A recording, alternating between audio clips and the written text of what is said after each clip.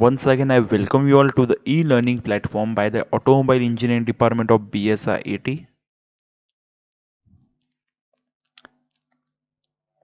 Up to now, we covered first 4 units such as frames and chassis, engine fuel lubrication and emission system, transmission, steering, suspension and braking system, and electrical system. So, in today's lecture, we are going to learn the unit number 5, that is the aerodynamic, aesthetic, ergonomics and safety aspects of vehicle. So what is the aerodynamics? What do you mean by aerodynamics, and from where that aerodynamic word came from? The aerodynamic means the way air reacts with anything. म्हणजे एखादा product आहे air मधनं pass होतोय आपल्या normal ह्याच्यातून, तर त्याबरोबरची एअरची होणारी reaction जी आहे, कशी एअर रिॲक्ट होते त्याबरोबर, तर त्याला म्हणतोय आपण एरोडायनॅमिक्स. आणि एरोडायनॅमिक्स हे जनरली सगळ्यात महत्वाचा जो आहे तो एरोप्लेनसाठी आहे. एरोडायनॅमिक्स जो आहे तो सगळ्यात महत्वाचा एरोप्लेनसाठी, कारण की एरोप्लेन काय होतंय की फ्लाय होतंय, आणि फ्लाय होताना सगळ्यात जास्त विंडची कॉन्टॅक्ट त्याचा होणार आहे एरोप्लेनचा होणार आहे. त्यामुळे एरोडायनॅमिक हा शेप एरोप्लेनच्या पासून सगळ्यात महत्वाचा ठरला, आणि त्यानंतर तो आपण सध्या व्हेकलमध्ये, कार्समध्ये, टू व्हीलर्समध्ये इम्प्लिमेंट करतोय. त्यानंतर एस्थेटिक म्हणजे काय, तर त्याची सुंदरता, concern with the beauty of art. Aesthetic म्हणजे लुक कसा आहे गाडीचा, ते सुद्धा महत्वाचं आहे, बरोबर आहे ना. एरोडायनॅमिक तुम्हाला पाहिजेच आहे, पण त्याचं एस्थेटिक कन्सिडरेशन सुद्धा सध्याच्या महत्व आहे. म्हणजे तुम्ही आधी बघत होता, आधीच्या गाड्या ज्या आहेत सुरुवातीला, हिरोच्या जर घेतल्या तर CD100 सुरुवातीला आलेल्या गाड्या एकदम सिंपल, स्क्वेअर मध्ये त्याचे हेडलाईट असेल, सिंपल त्याचे स्ट्रक्चर जे आहे ते सगळं सिंपल येणार. पण त्यानंतर त्यामध्ये मॉडिफिकेशन यूज केले, CBZ आली, CBZ एक्स्ट्रीम आली, आता करिझमा आली. ठीक आहे, हे ॲडव्हान्स एस्थेटिक कन्सिडरेशन करत करत करत त्यामध्ये लुक चेंज करत करत नवीन नवीन डेव्हलपमेंट होत गेली, तर त्याला म्हणलं एस्थेटिक्स. त्यानंतर आहे सेफ्टी. सेफ्टी सगळ्यात महत्वाची आहे, व्हेकलची सेफ्टी ही तुमच्या दृष्टीने सगळ्यात महत्वाची आहे, त्यामुळे हा सेफ्टी कन्सिडरेशन सुद्धा महत्वाचा आहे. आणि त्यानंतर आहे ergonomics. Ergonomics is comes from the Greek word, आणि it means the essentially the law of work और सायन्स ऑफ वर्क. त्यानंतर तर म्हणजे ह्या सगळ्या जे पॉइंट्स आहेत, aerodynamics, aesthetics, ergonomic and safety, ह्या 4 कन्सिडर करून व्हेकल आपण डिझाईन करतोय, किंवा डिझायनर जे आहे ते व्हेकलचं मॉडेल डिझाईन करतात. तर आपण आता बघायचं आपल्याला हे सगळे पॅरामीटर्स टू व्हीलरच्या दृष्टीने किती महत्वाचे आहेत, आणि ते टू व्हीलरच्या परफॉर्मन्सवर काय त्याचा इम्पॅक्ट होतोय किंवा त्याचा काय फायदा होतोय, ह्या 4 पॉईंट्स आता आपण बघायचं आहे. So this is the best design of aerodynamics. हा जो आहे तो एअर आहे, एअर पास होते बघता शेप, आणि जी ही एअर पास होते, एअर मध्ये जी रिॲक्ट होते ह्या पूर्ण बॉडी बरोबर, त्याला म्हणायचं एरोडायनॅमिक्स. ठीक आहे, तर एअर हे ते इकडून एअर येते, एअर बरोबर पास होते, कुठं त्याला प्रॉपर ऍब्स्ट्रॅकल मिळत नाहीये. हा जर इथं प्रॉपर रेक्टँगल शेप असता तर हे असा पाथ मिळाला असता का, याला एअरला पास व्हायला नाही मिळाला असता. तर त्यामुळे हे जे शेप्स आहेत, हे प्रत्येक शेप असे देण्याचे काहीतरी कारण आहेत. मी आता हे इंडिकेटर आहे, इंडिकेटरला असा हा कर्व दिलेला आहे. हा का दिलेला आहे, तर ती एअर आहे, ती एअर कुठेतरी कट होऊ नये, तिथून ती पास झाली पाहिजे, या दृष्टीने सगळा हा एरोडायनॅमिक शेप दिलेला जात असतोय. तर एक व्हिडिओ आहे, तो व्हिडिओ पहिल्यांदा आपण बघून घ्या, एरोडायनॅमिक कसं कॅल्क्युलेट करतात, त्यानंतर आपण पुढच्या थेअरी रिलेटेड चालू करू.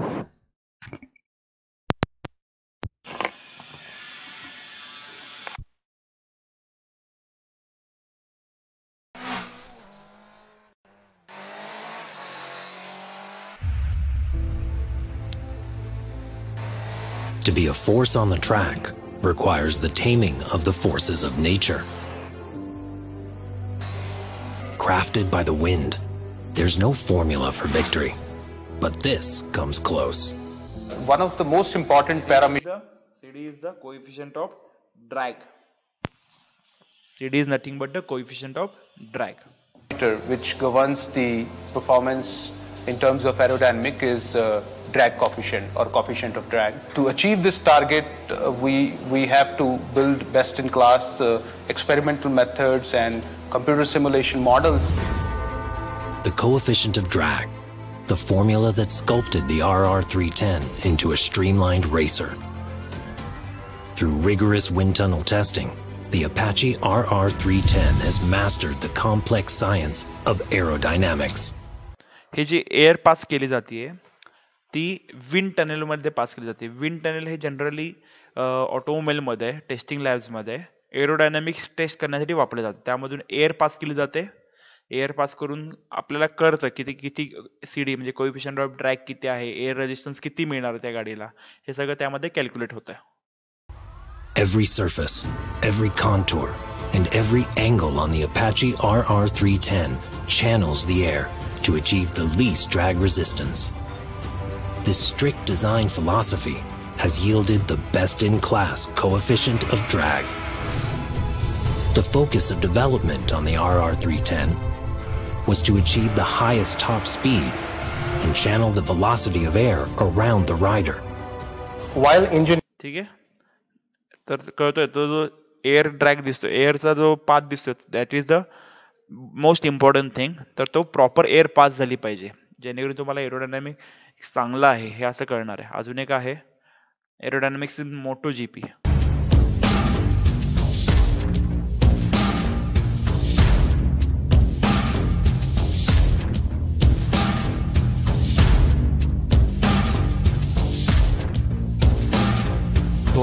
चा मॉडेल आहे.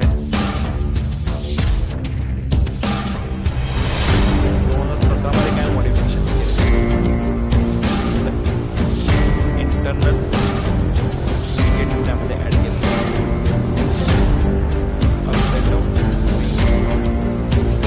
ऍड केल्यापासून एअर प्रॉपर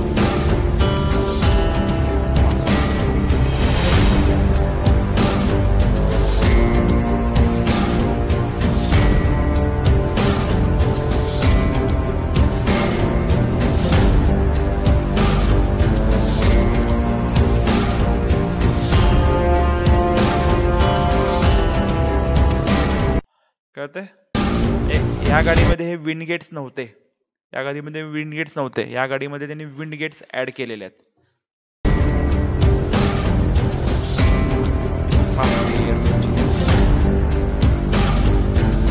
हे तुमचे सगळे एरोडायनामिक कन्सिडरेशन आहेत.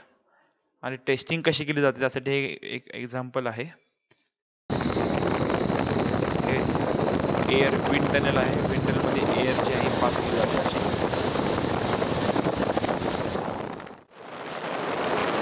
प्रत्येक पोझिशन पासून म्हणजे आता हा हेडलाईटचा लुक आहे किंवा हे तुमचं विंडस्क्रीन आहे.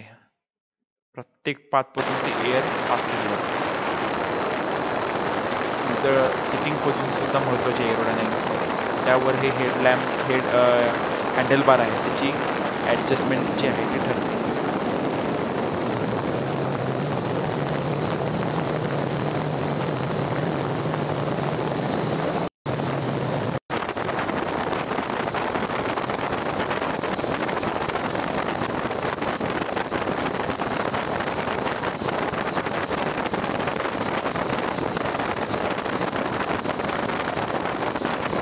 हे वेगळे ऑप्शन्स आहेत तुमचे. हे प्रत्येक पाथवर तुमचं एरोडायनामिक्स आणि विंडचा ड्रॅग किती आहे ते तुमचं कॅल्क्युलेट केलं जातंय.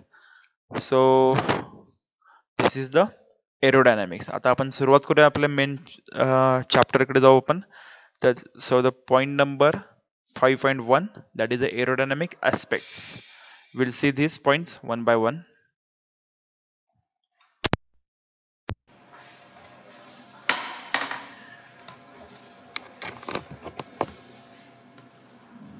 First point is effect of shape of headlamp on aerodynamic of motorcycle. The headlamp is available in different shapes.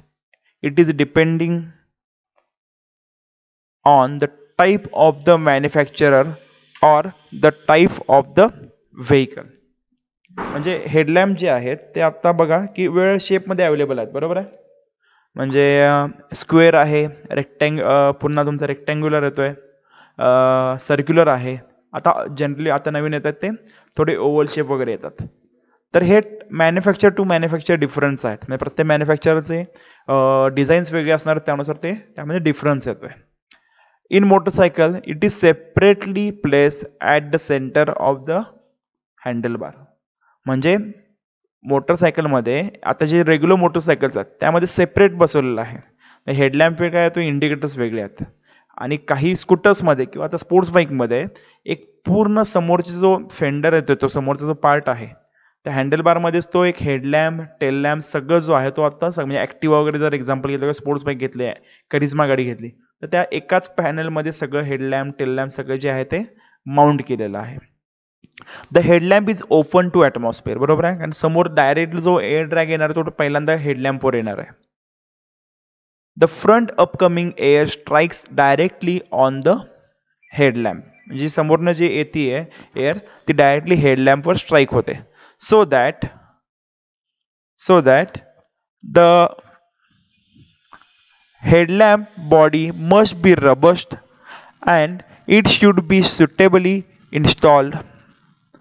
If any sharp edge is on the outer body of the headlamp, it creates air resistance which affects the efficiency of the vehicle. म्हणजे काय सांगितलेलं आहे, तर design जे आहे it should be proper, robust and it should be suitably install, properly install केलं पाहिजे. त्यानंतर if the any sharp edges, आता इथं मॅडम आता हे बजाज पल्सरचं एक्झाम्पल घ्या. बजाज पल्सर आहे. आता हेडलॅम्प बघा ह्याच्या हेडलॅम्पमध्ये तुम्हाला कुठे शार्प एजेस जास्त दिसत आहेत का? नाही दिसत. तेच जर तुम्ही जुने डिझाईन्स बघितले, आता ह्या कम्पॅरिझनमध्ये जे ह्याचं डिझाईन आहे ते चांगलं आहे, कारण की ह्यामध्ये एरोडायनामिक जास्त यूज केलेलं आहे. जेणेकरून इकडनं जी विंड येणार ती विंड डायरेक्टली वर क्रॉस होते. विंड यामध्ये काय होते, वर क्रॉस होते. पण ह्या केसमध्ये विंड डायरेक्टली ह्यावेळेला स्ट्राईक होते, ह्याच्या सेंटरला स्ट्राईक होते. त्यामुळे काय होणार आहे, ह्यामध्ये एअर ड्रॅग जो असणार आहे तो जास्त असणार आहे. एअर रेजिस्टन्स जो असणार आहे ते ह्या डिझाईनमध्ये जास्त आहे as compare to this design. त्यामुळं हे दोन्ही बजाज पल्सरचं आहे. हे जी जुनी पल्सरचं हेडलॅम्प अशी होती, नवीन पल्सरचे डिझाईन प्रॉपर एरोडायनॅमिक शेपमध्ये येते. So that is the important design parameter. जेवढं तुम्ही एरोडायनॅमिक शेप द्याल हेडलॅम्पला सुद्धा, तेवढा एअर रेजिस्टन्स जो आहे तो तुम्हाला कमीत कमी मिळणार आहे. So the shape of the headlamp must be streamlined with the no sharp edges. The rounded portion of outer body minimizes the air resistance. In this way, the headlamp must be streamlined, aerodynamically shaped, and easy to install. The angle of various beam must be suitably adjusted so that the visibility is clear. आता ह्या केसमध्ये जे beam आहे ते हेडलॅम्पची जी arrangement आहे, जो आतमध्ये bracket असणार त्यावर जी हेडलॅम्पची अरेंजमेंट आहे ती सुद्धा प्रॉपर पाहिजे, जेणेकरून एक तर तुम्हाला समोर लाईट प्रॉपर पडली पाहिजे आणि एअर रेजिस्टन्स जो आहे तो कमीत कमी झाला पाहिजे. So this is the best design of aerodynamics by Bajaj. जे जुनं डिझाईन होतं त्यापेक्षा ते आत्ताचं डिझाईन चांगलं आहे. So this is the aerodynamic consideration for the motorcycle headlamp. कळतंय? तर हेडलॅम्पचे डिझाईन सुद्धा प्रॉपर पाहिजे, कारण की जो एअर रेजिस्टन्स होणार आहे तो पहिल्यांदा तुमच्या हेडलॅम्पवर सुद्धा येतोय आणि हेडलॅम्पवरनं तो जर प्रॉपर पास झाला, आता इथं जे दिसतंय हे जे डिझाईन तुमचं हे प्रॉपर एवढं केलेलं आहे विंडशीट किंवा हेडलॅम्पचं, जेणेकरून काय होतंय ही जी एअर आहे ती एअर डायरेक्टली पास होती अशी. नाहीतर काय होणार आहे, समजा ह्या केसमध्ये इथंच तुम्हाला एअर रेजिस्टन्स जास्त मिळणार आहे, हे पास होत नाही कुठे, एअर कुठे इकडून पास होणार नाही. ह्याला सुरुवातीला तुम्हाला एवढ्या पॅचमध्ये एअर रेजिस्टन्स तुम्हाला जास्त मिळतोय. So this is important in case of the headlamp. Now the next point is importance of aerodynamic aspects for tail lamp and indicator lights. ह्या सुद्धा महत्त्वाच्या आहे. टेल लॅम्पची जी साईज शेप आहे तो सुद्धा महत्त्वाचा आहे, जो रिअर शेप आहे. त्यामुळं तुमचा जो एअर आहे तो प्रॉपर कट होणार आहे, पास होतोय. तर तो जर तुमचा शेप उलटाकडे तरी असेल जेणेकरून परत इथं एअर रेजिस्टन्स तुम्हाला मिळणार आहे. तसं असून चालणार नाही. त्यामुळे जो रिअर शेप आहे तो सुद्धा महत्वाचा आहे. आता 2 व्हीलर्स 4 व्हीलर्सला मागे स्पॉयलर्स वगैरे येतात तर ते कसे येतात जेणेकरून एअर डायरेक्टली पास होऊ दे, एअर डायरेक्टली अशी पास होऊ दे. त्यामुळे इथं मागे स्पॉयलर्स वगैरे 4 व्हीलर रेसिंग कार्सना वगैरे बघा तुम्ही वापरले असतात, तर ते एअर डायरेक्शन ठरवण्यासाठी दिलेलं असतं. So the aerodynamic is important in all the riding condition. व्हिडिओमध्ये बघितलं किंवा हे इमेजमध्ये कळतं की एरोडायनॅमिक हा महत्वाचा आहे रायडिंग कंडिशनला. By considering aerodynamic aspect, body enclosed arrangement of tail lamp and indicator light provides better look as well as reduces cost of vehicle. That is the reduction of air drag force. म्हणजे काय तर जे ह्यामध्ये काय सांगितले की बॉडीमध्ये जर इन्क्लोज केलं जे हेडलॅम्प आणि टेल लॅम्प आहे त्यामुळे काय होते कॉस्ट सुद्धा तुमची कमी होते प्लस ड्रॅग फोर्स जो आहे तो कमी होतोय. It provides stylish look. आता ह्यामध्ये ह्या बॉडीमध्येच हेडलॅम्प आणि टेल लॅम्प आहे. स्टायलिश लुक ऑब्विसली मिळालेला आहे. यामध्ये स्टायलिश लुक वाटते का? इकडे नाही. आणि आजकाल गाड्यांमध्ये बघताय इंडिकेटर तुटलेले असतात, तुम्ही परत रिपेअर करत नाही, तसेच पडतात, तसेच वापरताय. म्हणजे हे सगळे त्यानुसार कन्सिडर केलेले आहेत. तर ह्याच्याऐवजीच जर हे बघितलं तर यामध्ये स्टायलिश लुक त्यामध्ये दिलेला आहे. So stylish look, hence due to aerodynamic consideration in 2 wheelers we need less power to operate the same. म्हणजे जी 2 व्हीलर आहे तुम्ही रस्त्याने चालत असाल त्यावेळी तुम्हाला जर एरोडायनॅमिक प्रॉपर असेल तर तुम्हाला एअर रेजिस्टन्स जो आहे तो कमीत कमी मिळतोय. A compact unit reduces coefficient of aerodynamic drag and reduces component weight. Thus, it reduces fuel consumption, increases life of the assembly as it does not project out of the counter of vehicle. Oval shape of the tail lamp and indicator light reduces the air turbulence instead of circular or rectangular shape. आता हे झालं Bajaj पल्सरचा tail lamp. ह्यामध्ये सुद्धा air drag तुमचा जो आहे air जी pass होणार आहे ती प्रॉपर होणार आहे. आणि दुसरं जे शेवट सांगितलं आजकाल जे वापरले जातात ते असे ओव्हल शेपमध्ये वापरले जातात इंडिकेटर, जेणेकरून तुमचा एअर ड्रॅग जो आहे किंवा एअर रेजिस्टन्स जो आहे तो ह्यामध्ये कमी मिळणार आहे as compared to rounded shape. जे पूर्ण रोल असेल गोल असेल म्हणजे फॉर एक्झाम्पल बुलेटचे जे येतात ते राऊंडेड शेप किंवा स्क्वेअरमध्ये असतील, जुड्या CD100चे वगैरे जे येतात स्क्वेअर शेपमध्ये येतात, तर त्याच्या कम्पॅरिझनमध्ये ह्याचा जो एअर ड्रॅग आहे तर ह्याचा एअर ड्रॅग काय आहे कमीत कमी आहे. त्यामुळे सध्या हे असे ओव्हल शेप मधले इंडिकेटर्स वापरले जातात. So this is the important point to be consider while designing the indicator. It should be in oval shape because oval shape haves less air resistance than the circular or rectangular shape. So this is the aerodynamic consideration for tail lamp and indicator lamps. Next point is important, that is the shape of the fuel tank. Fuel टँकचा shape सुद्धा महत्वाचा आहे. Fuel टँकचा shape जो आहे तो सुद्धा महत्व आहे. इथं बघताय तुम्ही आता वेगवेगळे शेपचे टँक्स आहेत. आता हे नवीन गाड्यांचे असे शेप येतात. तर काय इम्पॉर्टंट आहे तर महत्वाचं काय पहिला the shape of the fuel tank in motorcycle provides the following. It holds the adequate fuel as per the class of the motorcycle. म्हणजे गाडीला ॲव्हरेज कमी आहे, स्पोर्ट्स बाईक आहे, त्याला मोठंच टँक लागणार आहे. ऑब्व्हियसली 15 लिटर 20 लिटरचा टँक लागणार आहे. So it holds adequate fuel as per the class of the motorcycle. त्यानंतर generally the fuel tank shape is a teardrop design.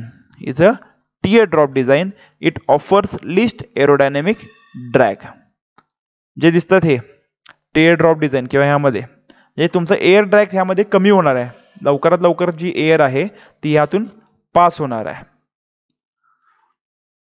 Its shape allows the rider's knee to be inclined within the counter of front end of vehicle, that is the rear end of fuel tank is narrower. This is reduces the air drag. दिसतंय हे तुमचं इथं proper जे गुडघा जो असेल तो इथं तुमचा प्रॉपर माउंट होतोय. समोरची टाकी जास्त असते, समोरच्या साईडला टाकीचा शेप जो आहे आता इथं बघा ह्या साईडला टाकीचा शेप जास्त आहे, इकडे तुमचा टाकी शेप कमी होतोय. जसं जसं रिअरला जाईल हा तुम्हाला पॅसेज जो दिलेला आहे जिथं तुमचं जे पाय आहेत लेग जे आहेत तुमचे ते प्रॉपर तिथं फिट झाले पाहिजे, जेणेकरून तुमचा एअर ड्रॅग जो आहे तुमच्या पायामुळे सुद्धा वाढता कामा नये. त्यामुळे जो शेप असतात ते समोरच्या साईडला जास्त असतात, टँकच्या आणि रिअर साईडला जसं येईल तसं डिझाईनमध्ये त्याची साईज कमी होत जाते. Appropriately positioned handlebar with adequate handlebar width allows the rider to lean forward and reduces the air drag. आता हे हँडलबारचं आहे ते अजून वर असतं किंवा अजून मागच्या साईडला असतं, तर याची मुवमेंट काय असती, हा सरळ बसला असता, स्ट्रेट बसला असता, त्यामुळे एअर ड्रॅग काय असणार आहे त्यामध्ये जास्त बसणार आहे. तर हीच मुवमेंट कशी केलेली आहे, जरासं हँडलबार थोडंसं सिटिंग पोझिशन पासून लांब आहे, जेणेकरून जी बसण्याची पोझिशन असणार आहे ही अशी थोडीशी लाय डाऊन टाईप आहे, म्हणजे खाली टँकवर तो झोपल्यासारखं तुम्हाला दिसतोय. जेणेकरून काय होतंय, तर एअर ड्रॅग जो आहे ते ह्यामध्ये तुम्हाला कमीत कमी मिळणार आहे. एअर ड्रॅग तुम्हाला कमीत कमी मिळणार आहे. ह्या सुद्धा बघा की इथं असं मुवमेंटमध्ये, त्या मुवमेंटमध्ये एअर टिप काय होते, वरून पास जाते. हा जर स्ट्रेट बसला असता एअर ड्रॅग ह्याला बसला असता, त्यामुळे एअर रेजिस्टन्स जास्त वाढला असतं. त्यामुळे ही अशी मुवमेंट जी आहे, जे हँडलबारचे डिझाईन किंवा टाकीचे डिझाईन सुद्धा तसे केले जातात.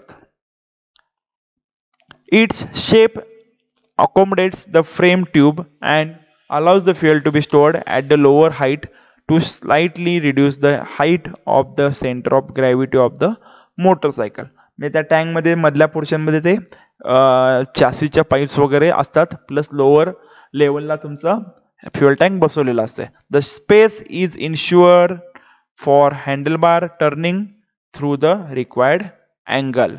जे असा स्पेस सुद्धा ह्यामध्ये डिझाईन केला जातो, जेणेकरून हँडल बार जो तुम्ही राईट टर्न घेतला तर ते कुठच्या टँकला वगैरे धडकता कामा नये, ते इझिली त्यामध्ये गॅप राहायला पाहिजे. जेव्हा तुम्ही फुल्ली टर्न कराल हँडल बार, तेव्हा टँक आणि हँडल बार मध्ये गॅप राहायला पाहिजे. So these all are the consideration while designing the fuel tank. Now that's it for the aerodynamic consideration. Okay, now we'll see the next point, that is the ergonomics and aesthetics. First we'll see the aesthetics aspects, in which we have to see the headlamp, side panel, ground clearance and mudguard shape. So first one is the ground clearance, effect of following on the aesthetics of motorcycle. First one is the ground clearance. The ground clearance is the distance between the any lowest part of the vehicle and the ground. म्हणजे हा जो दिसतोय हा तर lowest part आहे आणि हे ground आहे, ह्यामधला जो गॅप दिसतोय त्याला म्हणायचं ground clearance. When both the tires are in contact with the ground and inflated to the correct tire pressure. यामध्ये टायर प्रेशर प्रॉपर पाहिजे, नाही तर टायर प्रेशर नाहीये, गाडी पंक्चर आहे, तो ग्राउंड क्लिअरन्स तुम्हाला ऑब्व्हियसली कमी दिसणार आहे.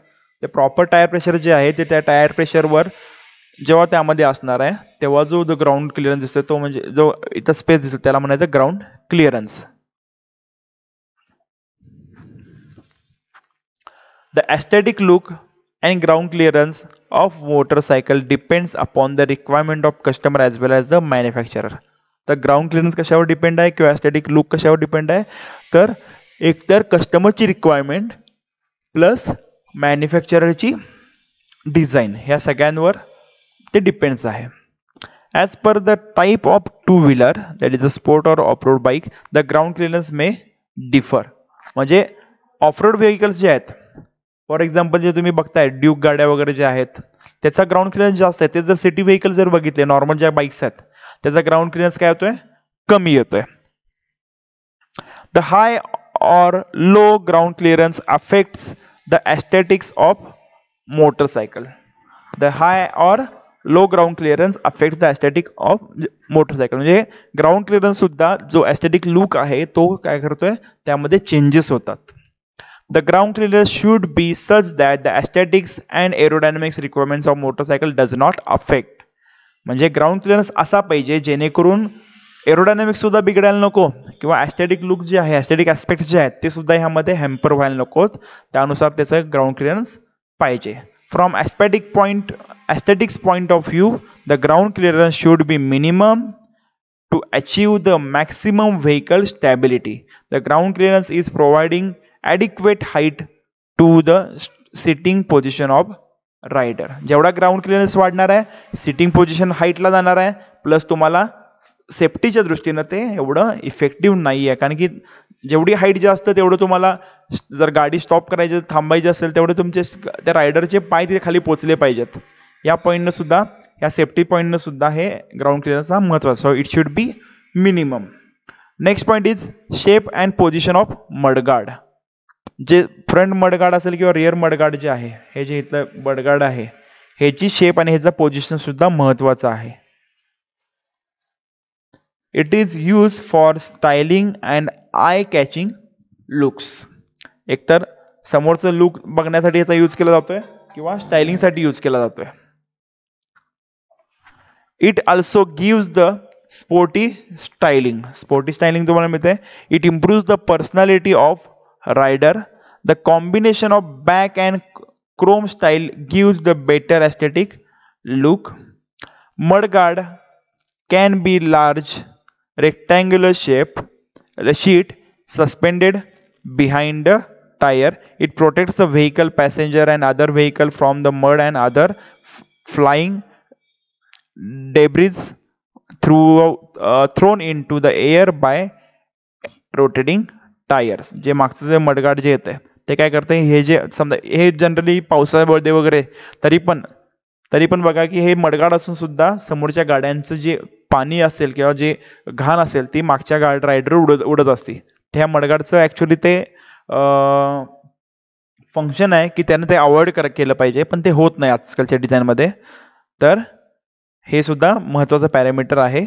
So the shape of and position of the mudguard, जे पुढचं मडगार्ड आणि मागचं मडगार्ड जे आहे त्याचा शेप हा महत्वाचा आहे. Next one is the side panel of motorcycle and scooter. Side पॅनलचं महत्वाचं काय आहे, जे हे दिसतात साईड पॅनल्स, हे साईड पॅनल का महत्वाचे आहेत. The side panel of motorcycle provides the following purposes. They cover internal components like wiring, harness, engine and other system from the dust and protect them. आता इथंच जर कन्सिडर बघितलं तर यामध्ये तुम्हाला इंजिन सुद्धा दिसत नाही. So it covers the engine cover होतंय, हेडलॅम्प, वायरिंग, बॅटरी सगळं कव्हर होतंय ह्या साईड पॅनल्समुळं. त्यामुळे त्याची सेफ्टी जी आहे, सिक्युरिटी जी आहे ती तिथं राहते. Components like battery, air filter, electrical, electronic components are protected from dirt, dust and from thieves. Looking arrangement in provided in some designs. म्हणजे एकतर चोरीपासून वाचतंय, डर्ट डस्ट जे आहे त्या पार्टिकल पासून वाचतंय. तुमचे जे बॅटरीज आहेत, इलेक्ट्रॉनिक कंपोनंट्स आहेत ते ऑब्व्हियसली तुम्हाला सेफ ठेवलेच पाहिजेत. So this is the importance of side panel. Remove all side panel, expose wiring harness and other system for repair and maintenance. ते तुम्हाला साईड पॅनल जर रिमूव्ह कराल तेव्हा तुम्हाला हे सगळं मेंटेनन्स कामसाठी यूज होतोय. It proves a good look with graphic and panel colour matching the colour of the vehicle fuel tank. आता ह्यामध्ये बघा ऑब्व्हियसली हा जो समोरचा साईड पॅनल आहे आणि फ्युएल टँक कलर सेम आहे, यावर ग्राफिक्स वगैरे डिझाईन दिलेलं जेणेकरून ह्याचा लुक सुद्धा काय झाला, इम्प्रूव्ह झाला. याचा लुक काय झाला, इम्प्रूव्ह झाला. appropriately shaped side panels gives aerodynamic shape to the vehicle and reduces the air drag. The entire body of the motorcycle is covered to provide the lowest attainable drag coefficient ratio. It reduces the fuel consumption. जर हा shape जर proper असा दिला नसता sports बाईकला तर ह्याचं एक तुम्हाला एरोडायनामिक सुद्धा मिळालं नसतं आणि त्यामुळे फ्युएल कन्झम्पशन जे आहे ते जेवढं पाहिजे तेवढं मिळालं असतं, जास्तीत जास्त फ्युएल तुम्हाला वापरायला लागलं असतं आणि फ्युएल इकॉनॉमी तुमची कमी झाली असते. So this side panel is important in case of aerodynamics also. In event of the crash, the side panel slide against the road surface and the engine and the chassis are protected. It also saves the injury of the rider and pillion rider from getting injured. जर गाडी पडणार आहे तेव्हा तुमचा हा part जो आहे तो पहिल्यांदा ग्राउंडशी कॉन्टॅक्टमध्ये येणार आहे, त्यामुळे जो आतला पार्ट आहे टाकी असेल किंवा बॅटरी असेल, इंजिन असेल ते प्रोटेक्ट होत आहे. प्लस जी तुमची लेगची पोझिशन आहे ह्या ज्या साईड पॅनलपेक्षा थोडीशी आत आहे, त्यामुळे थोडं का होईना तुम्हाला इंजुरीचे चान्सेस काय आहेत त्यामध्ये कमी आहेत. तर scooterette side panels also protect the pillion rider from the engine heat and the hot exhaust muffler.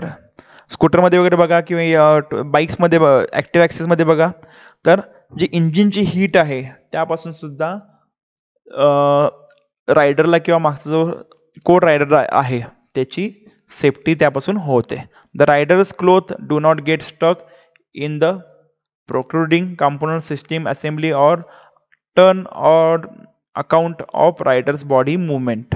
म्हणजे एक फॉर एक्झाम्पल व्हील असेल, त्यासाठी साडी गार्ड आहे, पॅनल्स आहे, इंजिनमध्ये वगैरे कुठं गरम ह्याच्यामध्ये तुमचे जे रायडरचे क्लोथ्स आहेत ते कुठं टच नाही होणार आहेत ह्या साईड पॅनल्समुळे.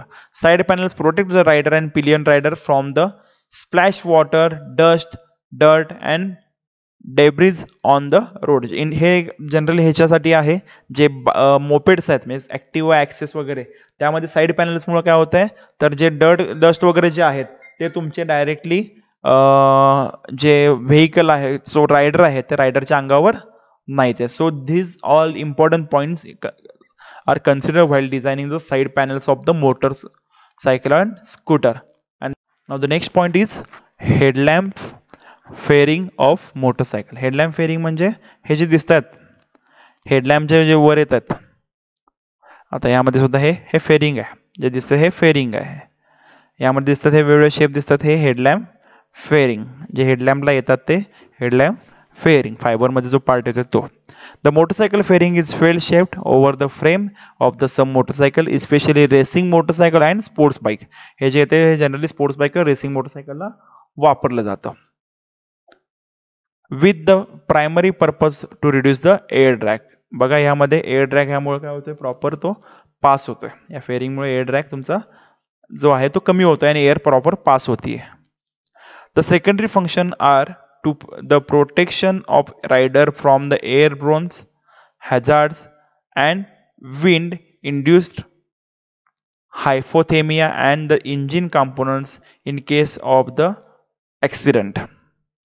म्हणजे आता ह्यामध्ये फेअरिंग जे आहेत हे छोटे आहेत काही काही ह्याच्यात, काही काही ह्याच्यामध्ये बघा की फेअरिंग जे आहेत मोठे आहेत. आता फॉर एक्झाम्पल आत्ताच्या ज्या तुम्ही जुनी यामाच्या एंटायसर वगैरे ज्या गाड्या होत्या किंवा बजाजच्या ॲव्हेंजर आहेत त्या फेअरिंग जे आहेत ते मोठे येतात, पूर्ण ड्रायव्हर कव्हर होईल एवढे फेअरिंग येतात. तर त्याचा ॲडव्हान्टेज काय तर एकतर विंड जे प्रोटेक्शन आहे ते कमी होत आहे, विंडपासून ड्रायव्हरचं प्रोटेक्शन होत आहे किंवा अदर फॉरेन मटेरियल जे आहेत ते तुम्हाला लागू शकत वगैरे नाहीत.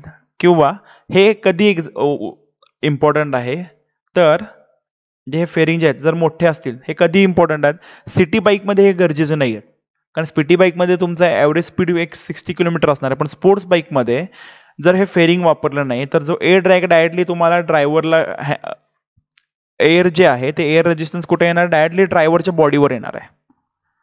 तर ते होऊ नये म्हणून हे जे बॉडी जी आहे एक्स्ट्रा हे हेडलाईन फेअरिंग्स वापरले जातात, ज्यामुळे जे ह्या एरोडायनॅमिक शेपमुळं एअर जी आहे ती एअर प्रॉपरली तुमची पास होणार आहे. So this is the importance of these headlight fairing. जे दिसतं इथं एक्स्ट्रा वापरलेलं आहे, त्यामुळे जो एअर रेजिस्टन्स जे आहे जे डायरेक्टली तुमच्या ड्रायव्हरवर येणार होता ते कमी होत आहे आणि तुम्हाला एरोडायनॅमिक शेप मिळतोय, एअर तुमचा प्रॉपरली तिथून पास होते. हे बुलेटला लावलेलं आहे.